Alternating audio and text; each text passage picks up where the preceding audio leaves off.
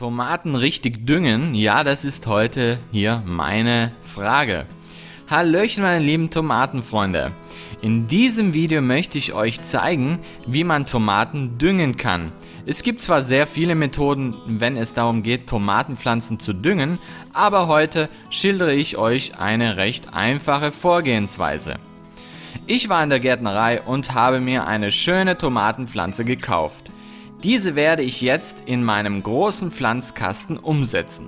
Als erstes mache ich ein passendes Loch und hole dann langsam die Tomatenpflanze aus ihrem Pflanztopf heraus. Hier sollte man immer sehr vorsichtig sein, damit man die Pflanze nicht beschädigt. Jetzt hat der ein oder andere sicher schon einmal davon gehört, dass man Dünger in das Pflanzloch geben soll, oder? Das wäre ein kapitaler Fehler, denn so würden die ersten Wurzeln komplett vom scharfen Dünger verbrannt werden. Also macht es bitte nicht nach, was ihr da mal gesehen habt. Das Thema hatte ich auch erst letzt mit einem Pflanzexperten und er hat es mir auch noch einmal bestätigt. Jetzt gebt ihr also die Tomatenpflanze in das Pflanzloch. Bei meiner Sorte handelt es sich um eine veredelte Tomatenpflanze.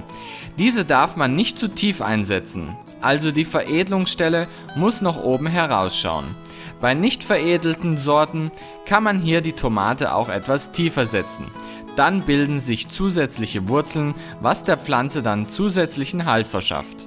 So, jetzt komme ich zur Düngeanleitung, wie man es machen könnte. In diesem Beispiel verwende ich einen Gemüsedünger von Oscorna, den Oscorna Animalin. Aber das gleiche würde wohl auch für den Guano-Dünger von Compo gelten, mit dem ich sehr gute Erfolge auch erzielt habe. Beide verlinke ich euch unter dem Video in der Infobox. Beim Zeitpunkt des Umpflanzens streut man einen Esslöffel Dünger um die Pflanze herum und arbeitet diesen leicht in die Erde ein. Nach dem Gießen verteilen sich dann die Nährstoffe ganz automatisch im Erdreich und gelangen so in moderater Dosierung an die Wurzeln.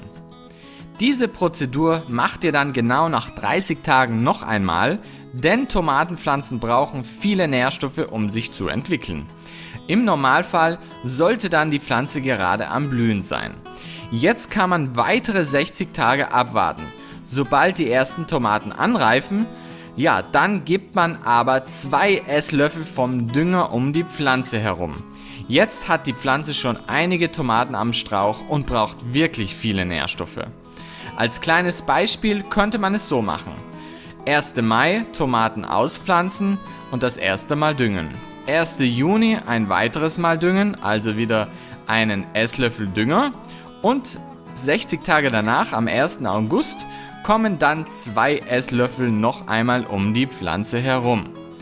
Ja meine Lieben, ich hoffe, ich konnte euch mit diesem Tomatendüngevideo weiterhelfen. Wenn ja, dann freue ich mich natürlich über einen Daumen nach oben und das Abo nicht vergessen. Falls ihr noch weitere Fragen habt, schreibt sie einfach in die Kommentare oder schaut euch meine anderen Tomatenvideos an. Ja, das Ergebnis werde ich euch dann auch bald natürlich hier präsentieren. Bis dann, euer Balkongärtner Christian. Ciao!